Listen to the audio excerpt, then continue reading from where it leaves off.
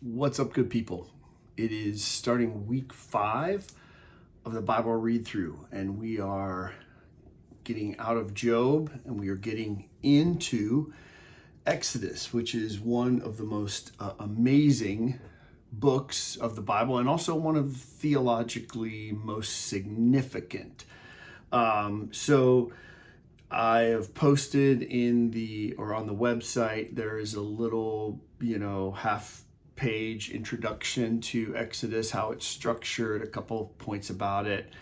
There's so many more things than what I indicated. I mean, after all, we're going to kind of get God gets personal in so many ways in Exodus.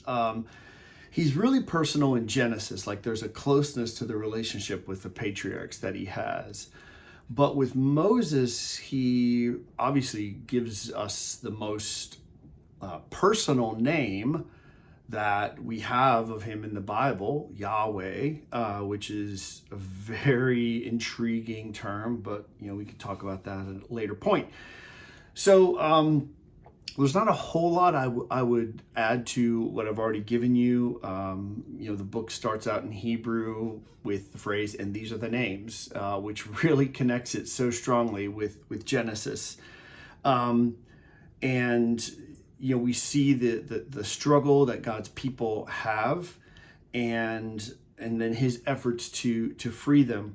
And again, just I put this in the intro, but zooming out a little bit, trying to keep track of what is the Bible? What is this collection of books? And in my opinion, the Bible is best understood as a record of God's saving activity in the world. So if you remember, that saving activity starts with Genesis 12 after things are broken.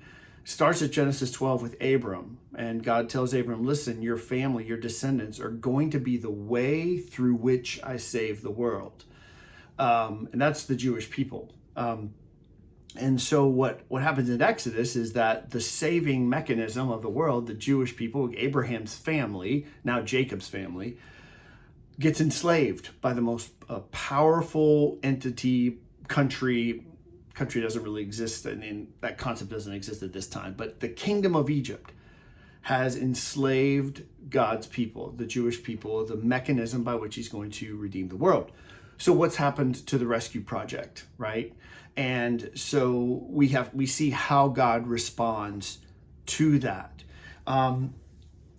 Exodus, really broadly speaking, you can understand it in 3 major parts. One is God's people in Egypt and their enslavement and then their freedom.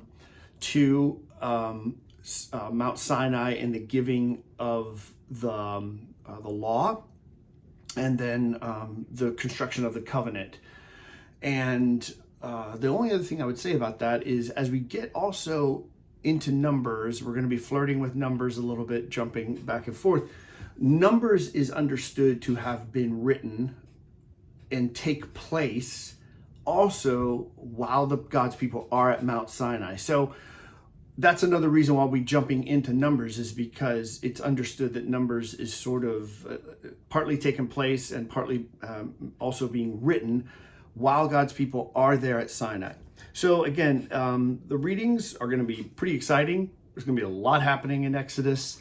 And like I said, probably the theologically most central book of the Old Testament. Without God's people, we eventually don't get Jesus, at least in a biblical sort of way. And without the Exodus, without God's freedom, again, we don't end up with Passover. There's so many things at stake right now. So jump in, dive in, continue to send your questions if you have them. And good job for making it this far. We're only 1 month in, but I'm hoping you're having a good time. This stuff continues to fascinate me. So thanks a lot for being a part of this, and I'll talk to you later. Bye.